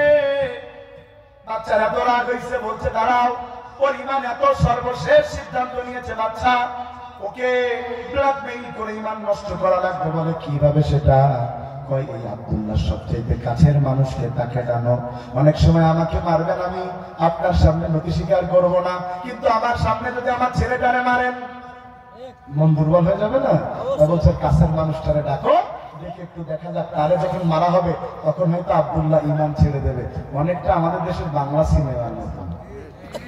ঠিক যে বললেন, বুঝে ঠিক বলেছেন? বাংলা সিনেমায় ভিলেন হয় না, ভিলেন ভিলেন। আমার বেনাপোলের এলাকায় বাংলায় বলে হারামি, আপনারা কি বলেন? ভিলেন বিপ্লব। কথা বল না, বিপ্লব কি ধরে এনেছে নায়কের শাকিব খান। কি খান? বলতেছে এই তো জমি জায়গা লিখে দে। ও বলছে জীবন থাকতে লিখে দেবো না। কথা কয় না। তখন ওর মার নাই বোধ ধরে এনে বলতেছে তুমি যদি জমি লিখে না দাও তোমার মার মেরে ফেলা হবে। ওর মা তখন চিৎকার মারে আর ফিল্মি স্টাইলে বলে জীবন দেব তোর মা কিন্তু জমি দিবি। কথা কয় না কথা ঠিক। এরপর কিরাম কিরাম করি কি সিস্টেম সিস্টেম এসে নায়কের হাতের রশি মশি খুলে যাবে, ভিলেনের সাথে সেই ঢিসুম ঢিসুম মারামারি হবে। যেই না ভিলেনের মেরে ফেলার জন্য গুলি বের করবে বন্দুক, সেই পুলিশ এসে হাজির, হ্যান্ডস আপ। কথা ঠিক। আমাদের দেশে সব কাজে পুলিশ লাস্টে আসে, খালি হুজুর ধরতি আগে আসে। বন্ধুগণ আমার, আব্দুল্লাহর সবচেয়ে কাছের বন্ধুকে ধরে আনা হয়েছে। তাকে যখন আব্দুল্লাহকে বলা হলো তুমি যদি ঈমান না ছাড়ো তোমার বন্ধুকে মেরে ফেলা হবে, তখন বন্ধু ডাক দিয়া বলছে আব্দুল্লাহ আমার মতো হাজার বন্ধু যাবে কিন্তু তোমার ঈমান যাবে না। যাচ্ছে মোর সব নিয়ে যাও, ঈমান আমার নিও না। ঈমান ছাড়া ও গো প্রভু মরণ আমায় দিও না। যাচ্ছে মোর সব নিয়ে যাও, ঈমান আমার নিও না। আল্লাহু আকবার। এবার যখন এই কথা বলেছে আব্দুল্লাহর বন্ধুর পা গোলালি পর্যন্ত বাচ্চা কার্জিয়াস বলেছে গরম তেলের মধ্যে চুবায় দাও। গরম তেলের মধ্যে তার পা চুবাতে শুরু করা হয়েছে। বাদশা মনে করেছে সে যন্ত্রণা সহ্য করতে না পেরে হাত পা ছোড়াছুড়ি করবে, কান্নাকাটি করবে, কিন্তু সবাইকে অবাক করে দিয়ে আব্দুল্লাহর বন্ধু মিষ্টি হাসি দিতে শুরু করেছে। বাচ্চা ডাক দিয়ে বলে তুমি কি মানুষ নাও? কি হয়েছে তোমার? তোমার তো পায়ে পড়ার যন্ত্রণায় চিৎকার করার কথা, তুমি হাসো কেন? আব্দুল্লাহর বন্ধু ডাক দিয়ে বলে বাচ্চা কার্জিয়াস তুমি যে আমার পা যখন তেলের মধ্যে চুবাতে শুরু করেছো তখনই আমার রব আমার আল্লাহ আমার সামনে জান্নাতের 8টা দরজা টাস টাস করে খুলতে শুরু করে দিয়েছে। জান্নাতের 8টা দরজা যখন আমার সামনে তুলে ধরা হয়েছে, জান্নাতের সুগ্রাণ যখন আমার নাকের মধ্যে ঢুকেছে, পায়ে পড়ার কোনো যন্ত্রণা আমি টের পাই নাই। আল্লাহু আকবার। এজন্য যাদের শহীদ করা হয়, যখন শহীদ করা হয় তাদের সামনে আল্লাহ জান্নাত ধরবার কারণে কোন শহীদের কষ্ট তারা বুঝতে পায় না।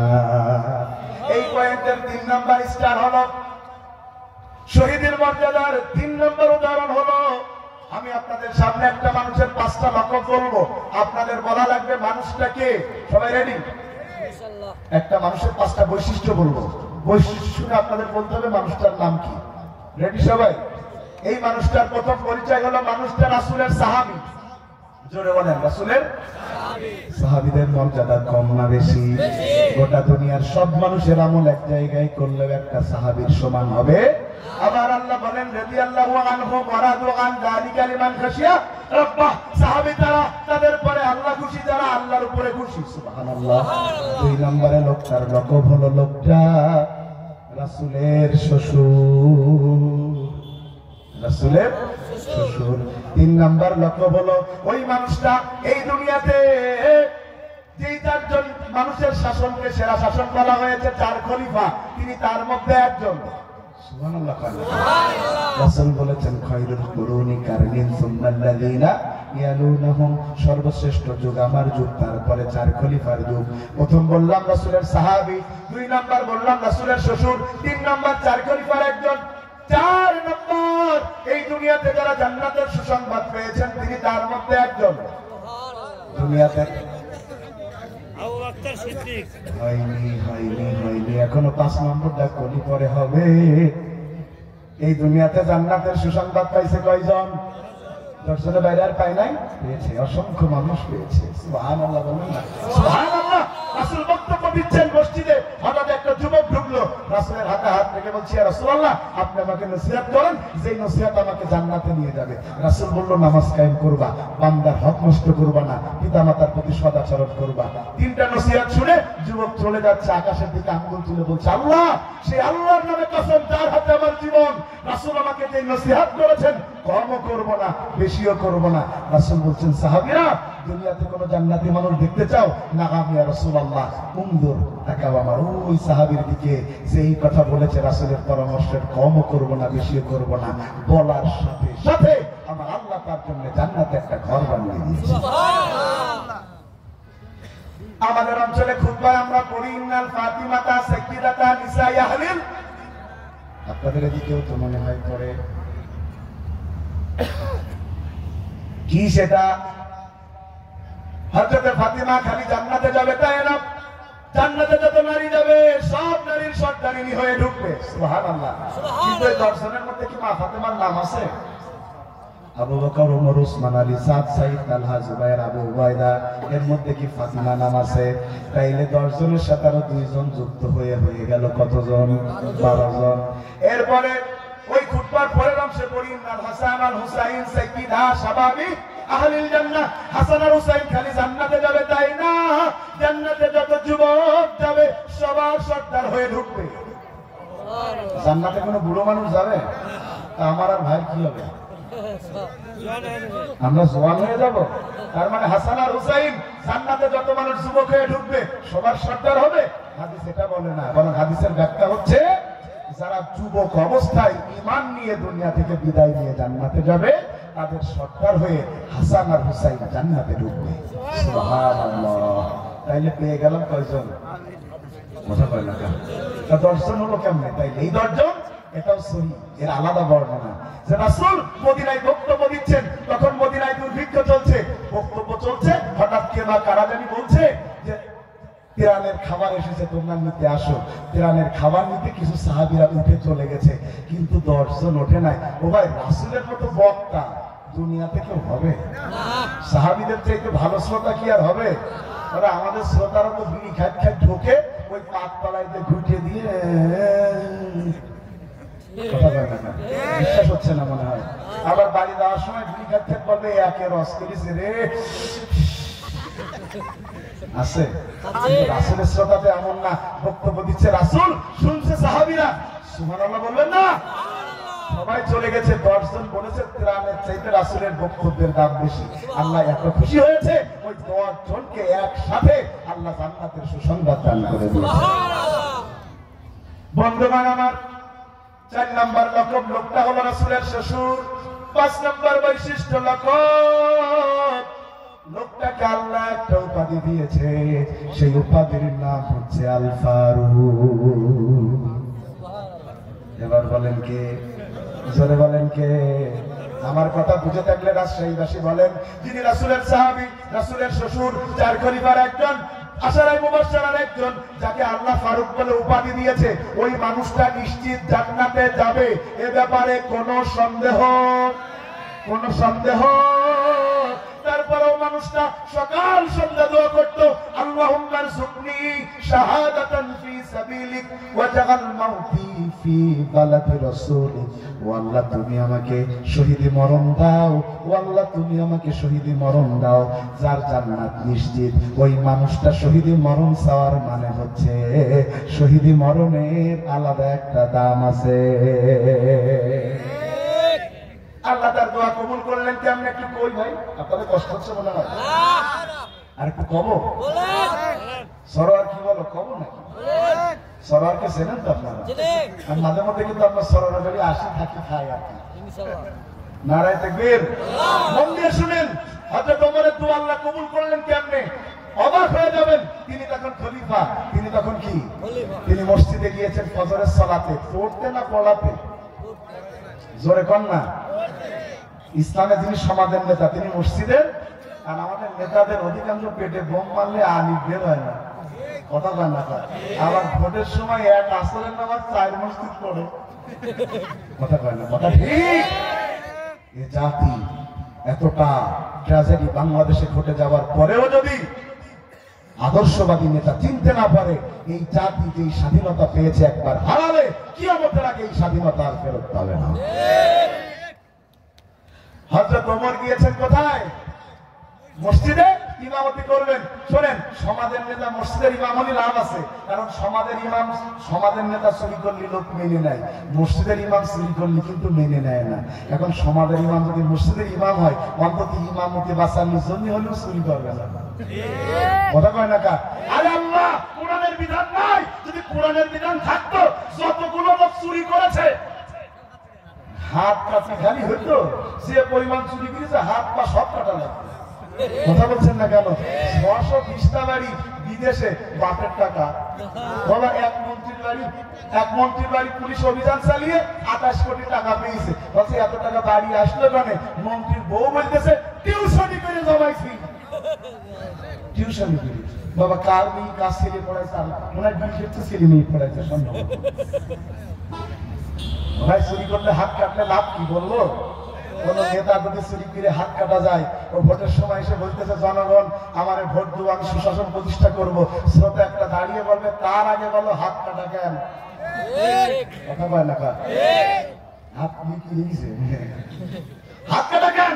বলছে অ্যাক্সিডেন্ট করিলাম। বলছে অ্যাক্সিডেন্ট করি যাও না, চুরির জন্য হাত কেটেছে, আগে তদন্ত তারপর ভোট। আল্লাহর বিধান বোঝেন, বোঝার তো চেষ্টা করেন না। আমরা দেখালি স্লোগান করেন নারায়ে তাকবীর। তুমি সালাতে দাঁড়িয়েছে, ওখানে একজন এসেছে, সে নামাজি হিসাবে ঢুকেছে, কিন্তু সে মূলত খুনি। সে মূলত কি? হত্যা করতে এসেছে হযরত ওমর রাদিয়াল্লাহু তাআলা আনহুকে। শোনেন, তারও কিন্তু দাড়ি ছিল, টুপি ছিল। মানে দাড়ি টুপি হলেই আল্লাহ হয় না। কিছু দাড়ি টুপিওয়ালা এই সমাজে বাতিলরা পোষে। কথা বলছেন না কেন? তাদের কাজ হচ্ছে ইসলামকে হত্যা করা। এই গত 3 মাস আগে আমি আমার ওই বেনাপোলে আমার প্রতিষ্ঠান আছে, তো মাহফিল করিলাম আমি হামজাবাই নিয়ে। লাখখানিক লোক হয়েছে। স্টেজের পিছনে আমার ওই যে পালসার একটা মোটরসাইকেল 150 সিসি আমার আব্বা কিনে দিয়ে এলো। খুব যত্ন করে রাখিছে আব্বা দেয়া জিনিস। ওই দিন আল্লাহর নাম করি না সেই সরে নিয়ে গেছে। বুঝেননি মনে হয়? সরে আমার মোটরসাইকেলটা কি করেছে? শরীফে নিয়ে গেছে। পরের দিন সকালে রাস্তা দিয়ে হাঁটছি, আমার সম্পর্কে দাদা হয় গ্রাম্য, আমার ডাক নাম হলো সোহাগ এলাকায়। সেই সোহাগে দিকে হুজুর খেজুর তো বাইরে দাম থাকে, গ্রামে তো থাকে। আমার নাম কি হয়েছে? বলছো অস্পেশাল স্টোর বানাই দাও। দাদার কথা কিরাম হয়ে যাচ্ছে না? তোমার বলবো কি? তোমার আমি হামজা এত বড় বক্তা, তা তো তার অশ্বিনের লোক সব স্টোর হচ্ছে। বললাম মানে কি?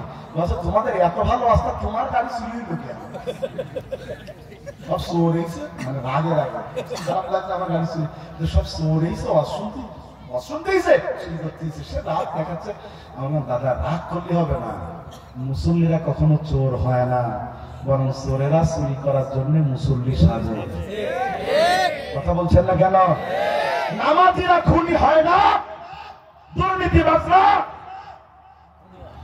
নামাজি হয় মানুষের সামনে ধর্মকে ব্যবহার করে ফায়দা লুটার জন্য। খুনিরা মাঝে মধ্যে নামাজে যায়, যেগুলো আমরা সকাল শুরু করেছি কোরআন তেলাওয়াত দিয়ে। আবার বলতে হুজুরদের ফাঁসি না দিলে দেশ কলঙ্ক মুক্ত হবে না, ওইগুলো কোরআন পড়ার নমুনা। হযরত ওমর সেজদায় গিয়েছে, হযরত দিয়ে আঘাত করেছে, জমিনে পড়ে গিয়েছেন। এরপরে ঘটনা লম্বা করার কোনো সুযোগ নাই, ওনারে তুলে নিয়ে বাড়ির ঘরের মধ্যে এসছে, জ্ঞান হারিয়েছে, কিছুক্ষণ পরে জ্ঞান ফিরেছে। বউ ছেলে মেয়েকে খোঁজেন নাই, বলছে আসাল্লাহ নাস, আমি যে 1 রাকাত সালাত আহত হয়ে পড়েছিলাম, তোমরা আমাকে নিয়ে ব্যস্ত থাকতে দে, আর 1 রাকাত সালাত ছেড়ে দাওনি তো, এটাকে আমাকে নিশ্চিত করো, তারপর বাকি কথা। সুবহানাল্লাহ। বাকি রাকাত সালাতে নামাজ পড়া হয়েছে, তিনি কাঁদছেন আর বলছেন আল্লাহর কাছে আমি দোয়া করতাম, আল্লাহ তুমি আমাকে শাহাদাতের মর্যাদা দাও। আল্লাহ আমাকে খলিফা থাকা অবস্থায় শাহাদাতের মর্যাদা দান করেছেন। সুবহানাল্লাহ। তাইলে আমরা বুঝলাম জান্নাতের সুসংবাদ পাওয়ার পরও শাহাদাতের মর্যাদা চাওয়ার মানে হলো শাহাদাতের মৃত্যুর আলাদা মর্যাদা আমার আল্লাহর কাছে রয়েছে। তাইলে সবাই বলেন আমরা ভালো মরণ চাই, জোরে বলেন ভালো মরণ চাই। দুইটা বলেছি, মৃত্যুর সময় লা ইলাহা ইল্লাল্লাহ, 2 নম্বর বলেছি শাহাদাতের মরণ, 3 নম্বর যেটা কওয়ানি সেটা সবার গায়ে লাগবে না, কব একটু গায়ে লাগবে কিন্তু। 3 নম্বর ভালো মৃত্যু পেয়ে আল্লাহর জান্নাতে যাবে তারা, ঋণ মুক্ত হয়ে আর হালাল রিজিক খেয়ে কবরে যাবে যারা, ঋণ মুক্ত হয়ে হালাল রিজিক খেয়ে কবরে যাবে তারা। ভাই পয়েন্টটা খুব গুরুত্বপূর্ণ, আমি একটু কাটা কাটা কথা দিয়ে বুঝাবো, কিন্তু মন দিয়ে বুঝতে হবে। রেডি সবাই? নারায় থাকবে রেডি? আমাদের দেশের লোক যত না অভাবের ঋণী, তার চাইতে স্বভাবের ঋণী। কথা ঠিক? জায়গা জমির অভাব নাই, কিন্তু শুনেছে কাশিয়াডাঙ্গা রোডের পাশে 5 শতক জমি বিক্রি হবে। ওর মাথায় কাজ করছে না, জমি আমার নিয়াই লাগবে। ছেলে বলতে তোমার তো টাকা নেই, বলছে আমার নেই তাই কি, ব্যাংকে তো আছে। কথা কয় না, কারণ আমাদের দেশে সরকারি দলের লোকেরা ব্যাংকের লোন দিলি ওরা শোধ করা লাগে না। কথা কয় না, এই দেশে হাজার হাজার লক্ষ কোটি টাকা বিদেশে পাচার করেছে সবচাইতে বড় 2টা কোম্পানি, একটা এসআরএম আর একটা বেক্সিমকো। ধরবে চেনেননি মনে হয়, আমার মাসুদ ভাই বলে গেছে, আরে দাড়ি টুপি দেখলে মনে হয় তো জান্নাতটা চুরি করে দৌড়বে রে। কথা কয় না, এত টাকা পাচার করেছে। 5 তারিখে ওনার নিয়ে যাওয়ার জন্য তৎকালীন প্রধানমন্ত্রী দাঁড়িয়েছিল, কিন্তু এসে পৌঁছতে পারিনি, আটকে গিয়েছে। এখন পলাবে কি করে, লোক তো চিনে ফেলবে। আয় হায়, আশা শেষে দিল, লেভেল করে ফেলেছে। এখন পলাচ্ছে মনে আর আইনমন্ত্রী। পুলিশ জানতে করে ধরতে গিয়েছে যে আইনমন্ত্রী ধরে নিয়ে চলে আসছে। আইনমন্ত্রী বলছে তোমাদের চোখে কি হয়েছে? মানে কি? আমার দেখলে দরবেশে দেখলে না, দরবেশে তো চিনা যাচ্ছে। মালাউন লিখতেছে, মালাউন মালাউন। কথা কয় না, তখন দরবেশ বলতেছে, ভাই তুই যদি আমার কথা না করতি তাহলে তো আমার ধৈর্য না চলে করতাম। দরবেশ এবার আমি চলে বলতেছে, একসাথে ক্ষমতায় থাকবো আর জেল আলাদা থাকবো, তা হবে না।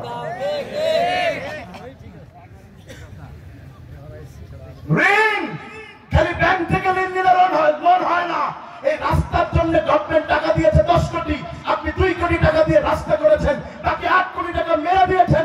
এই রাস্তা দিয়ে যে 50 লক্ষ মানুষ চলার কথা, ওই 8 কোটি টাকা ওই 50 লক্ষ লোকের কাছে ওই কন্ট্রাক্টর, ওই নেতা ঋণ হয়ে গিয়েছে। এইটাকে ঋণ মনেই করে না। যদি এটাকে ঋণ মনে করতো, এদেশে কেউ টাকা মারত না। কিয়ামতের দিন বস্ত্র কেটে কেটে দেওয়া লাগবে। সেদিন এই অস্ত্রসি চুয়াডাঙ্গায় এক চাষা বলছে তো 50 লক্ষ লোকের গোস্ত কেটে দেবে, তো এত গোস্তর ঘর নেই। আমি বললাম, চাষা তুমি তো জানো না, যারা জাহান্নামী হবে এদের দেহ উহুদ পাহাড়ের মতো চামড়া মোটা হবে, সারা দুনিয়া কেটে কেটে দিলেও ফুরাবে না। আল্লাহর সিস্টেমই আলাদা। সুবহানাল্লাহ। এটা তো গেল বড় লোকদের ঋণ। গরিব লোকদের ঋণ দেওয়ার জন্য আছে সমিতি, কিস্তি। আপনাদের অঞ্চলে আছে আশা, নিরাশা, বিরাট, গিরামিন, ঠ্যাঙ্গামারা। ঠ্যাঙ্গামারা আছে। এ আবার বিলকিসের বাপের ঋণ দেয় না, এ দেয় বিলকিসের মা। কথা কয় না, 30,000 টাকা ঋণ দিয়েছে বিলকিসের মার বাপ। এই লক্ষ্মীপুরতে ঋণ তুলে নিয়েছে, কাশিয়াডাঙ্গাতে বাড়ি যাবে, ওই গরুর গোস্ত এর গোস্ত তো কিনতে নিতে 8,000 টাকার বাজার কিনে ফেলে। 30,000-এ বাজার কিনি কত টাকা? 8,000 বাজার করিস, আছে কত? 22,000। পরের দিন ছেলে এসে কাঁদছে বাপের সামনে, সবার ফোন আছে গাড়ি আমার নেই। বাপের তো পকেট গরম, বাপ বেঁচে আছে না, 13,000 টাকা বের করতেছে। আছে আর ক টাকা? 9,000 টাকা। বাকি 10 দিনে 9,000 টাকা খাওয়া শেষ। এখন কিস্তির লোক আসে সামনে দিয়ে, আর বিলকিসের মা দড়ি মারে পেছন দিয়ে। এগুলো বাস্তব কিন্তু ভাই মনে করতেছে যদিও সুদের অস্ত পরে, সুদ তো পরে বুঝবো। আমার এক মুসল্লি ছিল, ও জীবনে সুদ মনে করে না, মানে আমি তার উপকার করছি, সে খুশি আমার কিছু টাকা দিচ্ছে, এ সুদ হইলেও কি। শুনেন, 6 মাস পরে কিস্তিওয়ালা টাকা তুলতে না পেয়ে বাড়ি ভেঙে রাখা ছাগল ভেঙে গেছে। এবার সাংবাদিকরা লিখতে শুরু করে, দেশটা জালেমে ভরে গেছে, গরিব মানুষের ছাগলটা পর্যন্ত ছাড় দিচ্ছে না। কিন্তু আগের সমাজে কিস্তিওয়ালার সাথে কি করেছে তা লিখতে না। ঋণ সবাই হয়ে গেছে ঋণ। এবার আমি আপনাদের হাদিস শোনাই, ঋণ করতে আর মনে যাবে না। আমি যদি বলি ভাই ঋণ নেই কারা কারা হাত তোলেন, হাত মনে ওটা সম্ভাবনা নেই। সাতক্ষীরার কাশিমারে অস্ত্র দিয়েছি, বলছি ঋণ আছে কারা কারা হাত তোলেন।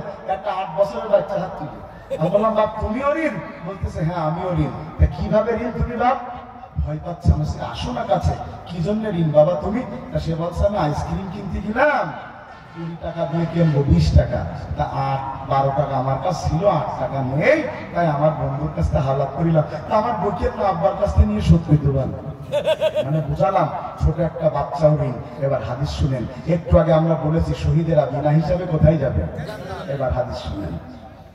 وعن محمد بن جعش رضي الله تعالى عنه قال كنا جلوسا عند رسول الله صلى الله عليه وسلم আমরা একবার রাসূলের সাথে বসেছিলাম। সুম্মা ফাজামিনা, হঠাৎ করে দেখলাম রাসূল ঘামতে শুরু করেছেন। রাসূল বারবার কপাল মুছতেছেন, চোখ মোটা মোটা হয়ে গেছে, মুখ লাল হয়ে গেছে। আমরা ভয় পেতে শুরু করলাম, কারণ অন্যদিন কোরআন নাযিল হলে রাসূল ঘামেন, এটা ঠিক, কিন্তু এমন কঠোর অবস্থা রাসূলের হয় না। আমরা কি করব বুঝতে না পেরে কিছু জিজ্ঞাসা করতে সাহস পেলাম না। পরের দিন সাআলতু ইয়া রাসূলুল্লাহ, পরের দিন জিজ্ঞাসা করলাম ইয়া রাসূলুল্লাহ, গতকাল এমন কি মাহাদাত তাশদীদুল লাযী নুজিলা, এমন কি কঠিন জিনিস নাযিল হলো যার কারণে আপনার চেহারা ঘামতে শুরু করেছে, লাল হয়ে গেছে, চোখ মোটা মোটা হয়ে গেছে। রাসূল আমার বলছেন আল্লাযী নাফসি বিয়াদি, সে আল্লাহর নামে কসম আমাকে জানানো হয়েছে, মান কুতিলা ফি সাবিলিল্লাহ সুম্মা উহিয়া সুম্মা কুতিলা সুম্মা উহিয়া সুম্মা কুতিলা সুম্মা উহিয়া আলাইহি মা দাইনহু দাইন।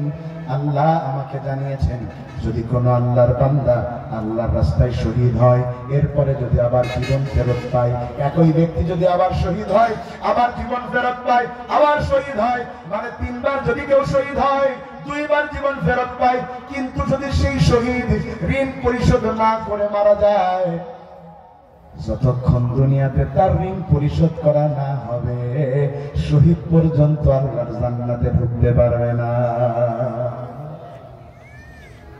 হাদিস কি বোঝাতে পারছি?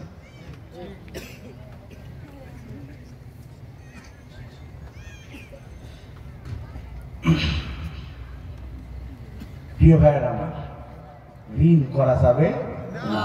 হালাল রুজির উপরে কথা বলে আমরা অলরেডি চিরকুট দিয়েছে, শেষ করতে হবে 12টায়, আর 2-4 মিনিট আছে, শেষ করবো ইনশাআল্লাহ।